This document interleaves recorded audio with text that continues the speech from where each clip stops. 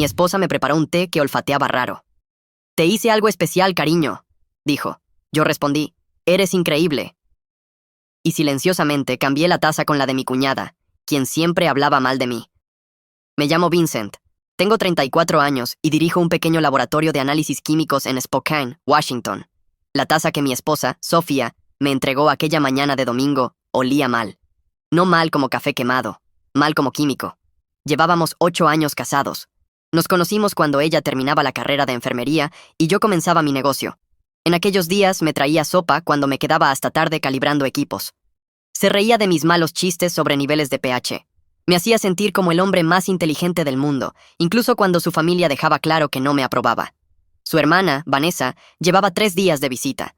3 días de comentarios sarcásticos sobre mi proyecto científico y cómo Sofía podría haber elegido a alguien mejor. 3 días viendo a Sofía asentir como si estuviera de acuerdo. 3 días de morderme la lengua mientras Vanessa trataba nuestra casa como su escenario para presumir superioridad. La noche anterior, Sofía y yo discutimos. Nada explosivo. Solo esa clase de pelea silenciosa que ocurre cuando una persona deja de defender a su pareja y la otra deja de esperarlo. Me acusó de ser demasiado sensible con las bromas de Vanessa. Yo le dije que estaba cansado de ser el chiste en mi propia casa. Nos fuimos a dormir sin decir buenas noches. Y ahora, a las 8 de la mañana, estaba en la cocina sosteniendo una taza humeante con ambas manos, como si me ofreciera algo sagrado. Su sonrisa era demasiado brillante, demasiado disculpante. De esas sonrisas que quieren arreglar las cosas sin cambiar nada. «Una infusión especial», dijo. «Te va a ayudar a relajarte». Tomé la taza. El líquido era de un ámbar oscuro, casi marrón. El vapor traía un olor que me revolvió el estómago. Hierbas amargas, sí. Pero también algo medicinal. Algo que me recordaba a los solventes industriales que usaba para limpiar el equipo del laboratorio. Sofía observaba mi rostro con demasiado cuidado. «Huele fuerte», dije. «Fuerte». «Bueno», respondió. Desde la sala podía oír a Vanessa hablando por teléfono, probablemente con nuestra suegra, quejándose de las toallas del cuarto de huéspedes o de cómo cargué mal el lavavajillas. Usaba ese tono que adoptaba cuando quería que todos supieran que estaba sufriendo por mi culpa. Llevé la taza a mis labios y me detuve. Vi algo en la expresión de Sofía, una chispa de anticipación, tal vez, o curiosidad por ver qué pasaría. «Eres increíble», le dije, y le besé la mejilla. Pero no bebí el té. Construí mi laboratorio desde cero. 5 años estudiando química en un community college, mientras trabajaba en construcción. Luego 3 años ahorrando hasta poder alquilar un pequeño local en la zona industrial. Compré el equipo poco a poco, en subastas de bancarrotas. Noches enteras aprendiendo a usar espectrómetros y cromatógrafos, viendo YouTube y leyendo libros prestados. Al principio, hacía análisis de suelo para contratistas locales. Luego empecé a analizar agua para el municipio, productos para pequeñas fábricas, incluso ayudé a la policía con evidencia. Nada glamuroso, pero trabajo honesto que exige precisión y paciencia. Sofía solía presumir de mi trabajo. Les contaba a sus compañeras enfermeras sobre cómo detecté una contaminación bacteriana que evitó una demanda a una guardería, o cómo ayudé a un granjero a demostrar que su pozo estaba contaminado por una fábrica río arriba. Me llamaba mi esposo el científico, con verdadero orgullo. Pero ese orgullo había comenzado a desvanecerse desde hacía 2 años, cuando Vanessa volvió a Washington tras su divorcio y empezó a pasar cada festividad, cada cumpleaños, cada fin de semana aleatorio en nuestra casa. Vanessa trabajaba en ventas farmacéuticas, conducía un BMW rentado, vestía ropa de diseñador y hablaba sobre la ciencia real que se hacía en grandes corporaciones. Hacía que mi laboratorio pareciera un pasatiempo. Al principio, Sofía me defendía. Le recordaba a Vanessa que había construido algo desde cero, que mis clientes confiaban en mí, que la independencia tenía valor. Pero esas defensas fueron debilitándose. Luego se convirtieron en risas. Y después, en silencio. Hace 3 meses, Sofía me sugirió cambiar de rumbo profesional, buscar empleo en un gran laboratorio en Seattle, mejores beneficios, más estabilidad, más respeto de su familia. Le dije que lo pensaría, y lo hice. Pensé en mi abuelo, que trabajó 40 años en la fábrica de otro y murió 6 meses después de jubilarse. Pensé en los agricultores y funcionarios que me llamaban directamente porque confiaban en mi independencia. Pensé en la satisfacción de resolver problemas con mis propias manos. Y también pensé en cómo me miraba Sofía cuando Vanessa estaba cerca, como si le diera vergüenza, como si deseara estar con otro. La mañana anterior, antes de la discusión, escuché una llamada entre Sofía y Vanessa. Hablaban de mi terquedad por no cerrar el laboratorio. Sofía dijo que tal vez necesitaba algo para ver las cosas con más claridad. Vanessa rió y dijo que sabía exactamente a qué se refería. En su momento pensé que hablaban de terapia de pareja. Ahora, con ese té extraño en las manos, pensé que tal vez no era eso. Vanessa entró en la cocina con el teléfono en mano, con su típica cara de fastidio. Se quejaba de que la cafetera no espumaba bien la leche. Dejó el móvil sobre el mostrador y tomó la taza junto a la mía. Al fin, algo que huele decente en esta casa, dijo. Vi cómo Sofía palidecía. «Vanessa, espera», exclamó. Pero Vanessa ya había dado un sorbo largo. Hizo una mueca, luego se encogió de hombros y volvió a beber. «Tiene un sabor raro, pero lo que necesito es cafeína». Sofía me miró. Yo la miré. Ninguno hizo nada por detener a Vanessa mientras se tomaba media taza. «Vincent», dijo Sofía con cuidado, «deberías tomar la tuya antes de que se enfríe». Tomé mi taza, la que Vanessa no había tocado, y que olía como un té normal de manzanilla con miel. ¿Esta?, pregunté. «No», dijo Sofía, y se detuvo. Entonces lo entendí. 2 tazas, 2 contenidos diferentes, una para mí, una que se suponía que era para mí, pero ya no lo era. «Creo que voy a esperar», dije, «que se enfríe un poco». Vanessa terminó su té y volvió a su llamada. Sofía se puso a lavar platos que ya estaban limpios. Yo me senté en la mesa y observé. 1 hora después, Vanessa empezó a quejarse de calambres estomacales. Al principio leves, luego más fuertes. Acusó a Sofía de usar leche vencida. Sofía sugirió que tal vez era por la cena pesada del día anterior. Ambas parecían confundidas sobre qué podría estar causando el malestar. Me ofrecía llevar a Vanessa al centro de urgencias. Sofía dijo que no era necesario, que probablemente era una simple gripe estomacal. Pero al mediodía, Vanessa ya vomitaba y tenía una diarrea severa. Estaba pálida, temblorosa, y exigía que alguien llamara a un médico. Sofía caminaba por la casa con las manos en la cabeza, diciendo que no entendía qué pasaba. Yo sí lo entendía. Mientras Sofía ayudaba a Vanessa a ir al baño por 4ª vez, vacié cuidadosamente el contenido restante de mi taza en un vial de muestra. Luego lavé bien la taza y la puse en el lavavajillas. Por la tarde, Vanessa estaba estable pero exhausta. Ya no vomitaba, pero seguía débil. Sofía insistió en llevarla al hospital. Los médicos hicieron pruebas y no encontraron nada grave. Dijeron que podía ser intoxicación alimentaria o un virus de 24 horas. Vanessa pasó la noche en la habitación de huéspedes, bebiendo agua a sorbos. Sofía durmió en el sofá, por si Vanessa necesitaba algo. Yo dormí solo en nuestra cama, pensando en el vial dentro de mi maletín. El lunes llevé la muestra al laboratorio. Los resultados llegaron el martes por la tarde. La espectrometría de masas no miente. El té contenía manzanilla, miel y extractos concentrados de Cassia angustifolia, CEN, una planta laxante que en dosis altas causa diarrea severa, deshidratación y malestar agudo. Alguien había preparado deliberadamente un té para provocar enfermedad violenta. Esa persona era mi esposa. Me quedé en la oficina mirando el informe impreso, intentando entender por qué Sofía querría envenenarme. ¿Teníamos problemas? Sí. ¿Estaba frustrada con mi carrera? Claro. ¿Su familia me despreciaba? También. Pero... ¿esto? ¿Y si no se trataba de hacerme cambiar de opinión? ¿Y si se trataba de algo mucho peor? Volví a casa temprano ese día. Sofía estaba en la cocina preparando la cena, como si nada hubiera pasado. Vanessa ya se sentía lo bastante bien como para comer, sentada a la mesa contando su trauma por altavoz. «¿Cómo te sientes?», le pregunté a Sofía. «Bien», respondió. Preocupada por Vanessa, obviamente, pero bien. «¿Cómo se supone que debería sentirme?», pregunté. Sofía se quedó congelada, la cuchara de madera a medio camino de su boca, a punto de probar la comida. «¿Qué quieres decir?». «Quiero decir que si yo hubiera tomado ese té en lugar de Vanessa, ¿cómo me estaría sintiendo ahora?».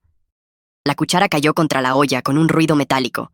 Sofía se giró para mirarme, y vi algo que nunca antes había visto en sus ojos. No era culpa, no era miedo, era cálculo. «No sé de qué estás hablando», dijo. «Hoja de Zen», respondí en voz baja. «Extracto concentrado, suficiente para causar síntomas graves durante 6 a 8 horas, suficiente como para requerir atención médica». Su rostro se volvió completamente inexpresivo. «No tengo idea de qué es eso. Es lo que había en mi té, el té que preparaste específicamente para mí, el té que Vanessa tomó por error. Estás siendo paranoico. Estoy siendo científico». Analicé la muestra. «Tengo los resultados». Sofía cruzó los brazos. «¿Qué muestra analizaste?». «El té que no bebí, el té que tú me viste no beber, el té que esperabas que terminara». Por un momento, ninguno de los dos habló. Desde el comedor, la voz de Vanessa se escuchaba quejándose de las facturas del hospital y de los médicos incompetentes de urgencias. Incluso si eso fuera cierto, dijo finalmente Sofía, que no lo es, ¿por qué pensarías que yo haría algo así? Porque querías que estuviera incapacitado, lo suficientemente enfermo como para faltar al trabajo varios días, lo suficientemente enfermo como para necesitar cuidados, lo suficientemente enfermo como para depender de ti. Eso es una locura. ¿Lo es? Porque mientras yo se suponía que debía estar vomitando e indefenso, ¿qué planeabas hacer? ¿Revisar mis archivos? ¿Acceder a mi computadora? ¿Quizás pedirle a Vanessa que te ayudara a revisar mis registros comerciales? La expresión de Sofía cambió. Seguía negando, pero de forma distinta, como alguien que ha sido atrapado en una mentira menor y trata de no admitir una más grande. Nunca te haría daño, dijo, pero sí me drogarías. No drogué a nadie. Entonces explica la Zen. No puedo explicar algo que no sucedió. Nos quedamos mirándonos a través de la isla de la cocina. 8 años de matrimonio reducidos a esto, un resultado de laboratorio y 2 personas que ya no confiaban la una en la otra. Quiero que te vayas, dije. Esta también es mi casa. Quiero que hagas una maleta y te quedes en otro lugar mientras averiguo qué es lo que realmente estabas intentando hacer. No puedes echarme de aquí basándote en una teoría paranoica. Puedo pedirle espacio a mi esposa después de que intentó envenenarme. La mayoría de la gente consideraría eso razonable. Sofía agarró su bolso y las llaves del auto. Me voy a quedar con mi madre. Cuando entres en razón, puedes llamarme y pedirme disculpas. Se fue sin hacer una maleta, como si ya hubiera estado planeando irse. Vanessa, aún recuperándose en la habitación de invitados, gritó preguntando a dónde iba Sofía. Le dije que tenía que hacer unos mandados. Vanessa aceptó esa explicación y volvió a mirar su teléfono. Pasé la noche solo, preguntándome qué otras sorpresas estaría planeando mi esposa. La mañana del miércoles hice algo que nunca antes había hecho. Revisé las pertenencias personales de Sofía.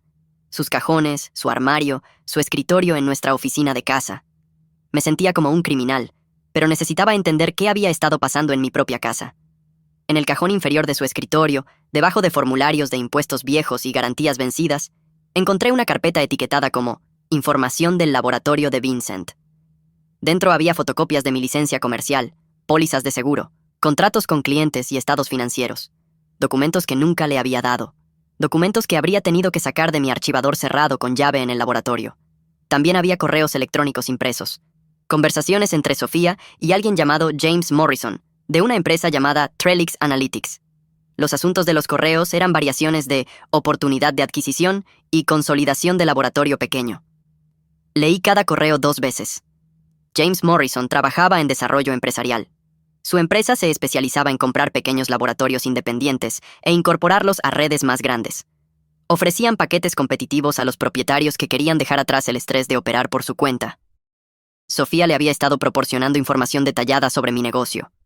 Listas de clientes, cifras de ingresos, inventarios de equipos, detalles de ubicación. Incluso había incluido fotografías del interior del laboratorio y copias de mis estados financieros más recientes. A cambio, James la había estado asesorando sobre cómo animarme a considerar la venta. Le sugirió crear presión situacional que hiciera que la independencia pareciera menos atractiva. Le recomendó que familiares expresaran preocupación por mi estabilidad financiera. Incluso le proporcionó puntos de conversación sobre los beneficios de trabajar para una organización más grande. El correo más reciente tenía fecha del viernes pasado, 3 días antes de que Sofía me preparara el té. James, si sigue resistiéndose a los argumentos lógicos, tal vez debas crear una situación donde se sienta vulnerable o dependiente. Nada dañino, obviamente, pero algo que demuestre lo difícil que es manejar todo solo. A veces la gente necesita experimentar sus limitaciones antes de aceptar ayuda. Sofía, entiendo. Creo que sé cómo manejarlo. James, recuerda, el objetivo es que él nos contacte voluntariamente. Si siente que la idea de vender fue suya, todos ganan. Tu comisión será de $25,000 una vez que se complete la transacción. $25,000. Mi esposa había sido pagada para sabotear mi negocio y manipularme para venderlo. Fotografié cada documento con mi teléfono y luego llamé a mi abogada, Patricia Young, para agendar una cita de urgencia esa misma tarde. Patricia leyó los correos y negó con la cabeza. Esto es espionaje corporativo. Posiblemente fraude. Sin duda es causa suficiente para divorcio, si quieres ir por ese camino. ¿Y el envenenamiento? Eso es más difícil de probar. La intención es complicada. Podría alegar que lo de la hoja de Zen fue un accidente, pero combinado con estos correos, establece un patrón de daño deliberado. ¿Qué debería hacer? Documenta todo. Cambia todas tus contraseñas y códigos de acceso. Mueve tus archivos de negocios importantes a un lugar seguro.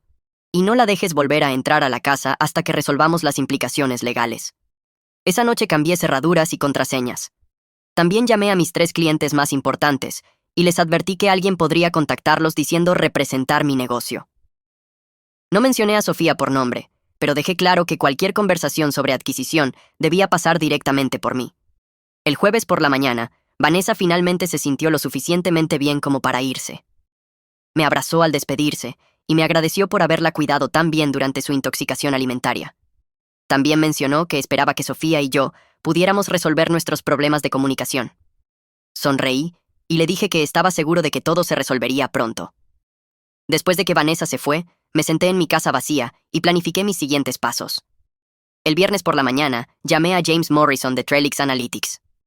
Señor Morrison, habla Vincent Hayes. Entiendo que ha estado interesado en mi laboratorio. Hubo una pausa. Señor Hayes. Sí, he estado esperando hablar con usted. Su esposa mencionó que podría estar abierto a discutir una posible asociación. ¿Eso dijo? Indicó que estaba considerando sus opciones, buscando formas de reducir el estrés de la operación independiente. Bueno, acertó en lo del estrés. Manejar un negocio pequeño puede ser abrumador, especialmente cuando no puedes confiar en las personas más cercanas a ti. Otra pausa. Lamento oír eso. Las relaciones comerciales pueden ser difíciles. Las personales también. Pero me alegra que haya llamado. Creo que es momento de tener una conversación directa sobre su interés en mi empresa. Excelente. Me encantaría organizar una reunión. ¿Está disponible a principios de la próxima semana? En realidad, pensaba que deberíamos reunirnos hoy. Esta tarde, si es posible. Estoy ansioso por avanzar rápidamente. Eso parece algo repentino. Mi esposa dejó claro que el tiempo es un factor. Algo sobre demostrar mis limitaciones y crear presión situacional. Usted sabe cómo funcionan estas cosas. La línea quedó completamente en silencio. Señor Morrison, ¿sigue ahí? Sí, estoy aquí. Creo que puede haber una confusión sobre mis conversaciones con su esposa. Ninguna confusión. Leí los correos. Cada uno. Incluidos los que hablaban de mi comisión de referencia y de ayudarme a experimentar mis vulnerabilidades. Señor Hayes, creo que ha malinterpretado. Lo entendí perfectamente. Le pagó a mi esposa para sabotear mi negocio y manipularme para que vendiera. La asesoró sobre cómo crear situaciones de presión. Incluso sugirió que me hiciera sentir dependiente y vulnerable. Eso no es exactamente. La pregunta ahora es si quiere tratar conmigo directamente o si prefiere explicar sus prácticas comerciales al fiscal general del estado. El espionaje corporativo es un delito grave en Washington. James se aclaró la garganta. Quizás deberíamos hablar en persona.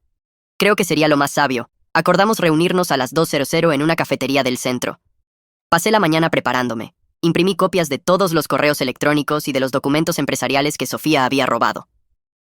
También redacté una declaración escrita detallando el incidente del envenenamiento y su conexión con el plan de adquisición. A las 2:00 en punto, James Morrison entró en la cafetería. Era más joven de lo que había imaginado, quizá 30 años, llevaba un traje caro y un maletín de cuero. Se veía nervioso. ¿Señor Hayes? Vincent, por favor, tome asiento. Se sentó frente a mí y comenzó a hablar de inmediato. Quiero aclarar que Trellix Analytics opera completamente dentro de los límites legales. Adquirimos negocios mediante negociaciones legítimas. No participamos en espionaje industrial ni fomentamos actividades ilegales. Interesante porque tengo documentación que sugiere lo contrario. Le deslicé una carpeta por la mesa. James la abrió y leyó durante varios minutos. Su rostro se fue poniendo más pálido con cada página. Estos correos están sacados de contexto, dijo finalmente. ¿Y qué contexto convierte el espionaje corporativo en algo legal? Nosotros nunca instruimos a su esposa para que quebrantara la ley. La instruyeron para que robara mis registros empresariales y me manipulara hasta dejarme en un estado vulnerable. En la mayoría de jurisdicciones, eso se considera fraude y conspiración. James cerró la carpeta. ¿Qué es lo que quiere? Quiero que se mantengan alejados de mi empresa. Quiero que cese todo contacto con mi esposa. Y quiero que entienda que si me entero de que Trellix está apuntando a otros propietarios de pequeños laboratorios en esta región, me aseguraré de que las autoridades competentes conozcan sus métodos. ¿Y a cambio? A cambio, no presentaré cargos criminales hoy. James se levantó. Esta conversación nunca ocurrió. Al contrario, le dije, esta conversación es la razón por la que nada más ocurrirá. Se fue sin decir adiós. El lunes por la mañana, Sofía volvió a casa. Entró a la cocina como si nunca se hubiera ido, se sirvió un café y se sentó en la misma mesa donde, 8 días antes, había intentado envenenarme. Creo que necesitamos hablar, dijo. Creo que ya hablamos suficiente. Coloqué la carpeta de correos electrónicos sobre la mesa entre nosotros. Sofía la miró, pero no la tocó. Esas son comunicaciones privadas, dijo. Entre tú y James Morrison, sobre vender mi negocio por $25,000. Abrió la carpeta y hojeó las páginas. No hubo sorpresa en su rostro. Tampoco vergüenza. Solo cálculo. Revisaste mis cosas personales. Tú revisaste mis archivos de trabajo. Fotografiaste mi laboratorio. Copiaste mis contratos con clientes. Robaste 8 años de mi trabajo e intentaste venderlo a extraños. Intentaba ayudarte. ¿Envenenándome? Nunca envenené a nadie. Extracto concentrado de hoja de zen, suficiente para causar un fuerte malestar gastrointestinal, diseñado para enfermarme, hacerme dependiente y vulnerable, tal como James lo sugirió. Sofía cerró la carpeta. No puedes probar intención. Puedo probar conspiración, espionaje corporativo, robo de documentos comerciales y tentativa de agresión con una sustancia peligrosa. Ningún fiscal aceptaría ese caso. Tal vez no, pero la Junta Estatal de Licencias estaría muy interesada, también mi aseguradora, también el Departamento de Cumplimiento Corporativo de James Morrison. Ella se puso de pie. ¿Qué quieres, Vincent? Quiero que firmes los papeles del divorcio, que renuncies a cualquier derecho sobre mi negocio o sus activos. Quiero que te mudes permanentemente. ¿Y si me niego? Entonces presento cargos criminales y demandas civiles, y me aseguro de que todos en esta industria sepan lo que hace Trellix Analytics con los pequeños empresarios. Sofía caminó hacia la ventana y miró nuestro jardín. 8 años de matrimonio. 2 años planeando mi destrucción. 10 minutos de consecuencias. Necesito tiempo para encontrar dónde vivir. Tienes hasta el viernes. Eso no es suficiente. Fue suficiente para planear la destrucción de mi vida. Debería ser suficiente para comenzar a reconstruir la tuya. Sofía se mudó el jueves. Se llevó su ropa, sus libros y su coche. Dejó todo lo demás, incluida la cafetera que nunca había espumado la leche según las exigencias de Vanessa. Firmé los papeles del divorcio el mes siguiente. Sofía no impugnó nada, ni pensión, ni división de bienes, ni obligaciones continuas. Quería que la disolución fuera lo más silenciosa posible. Supe por conocidos en común que se mudó a Seattle y consiguió trabajo en un gran hospital. Enfermería corporativa, beneficios, estabilidad y respeto de personas que no sabían nada sobre sus negocios paralelos. James Morrison me envió una carta formal, afirmando que Trellix Analytics no buscaría más oportunidades de adquisición en el este de Washington. También incluyó un cheque por $25,000, con una nota que decía que representaba honorarios de consultoría previamente pagados, devueltos debido a servicios no prestados. Deposité el cheque y usé el dinero para actualizar mi espectrómetro de masas. 6 meses después, mi negocio estaba más fuerte que nunca. Se había corrido la voz sobre mi discreción al manejar asuntos delicados. Agencias de seguridad comenzaron a enviarme casos más complejos. Una farmacéutica me contrató para verificar la pureza de sus materias primas. Estaba más ocupado que nunca. Una tranquila mañana de domingo en marzo, me hice un café y me senté en mi cocina. La misma cocina donde Sofía me había entregado un té envenenado con una sonrisa, como si me estuviera haciendo un favor. La misma mesa donde la había confrontado con la evidencia de su traición. Pensé en la confianza dentro del matrimonio y en el precio de la independencia. Pensé en lo cerca que estuve de beber ese té, y en cómo todo pudo haber terminado de forma muy distinta. Pero sobre todo, pensé en lo bien que se siente despertar en una casa donde nadie está planeando destruirte. A veces, la mejor venganza es simplemente negarse a ser una víctima.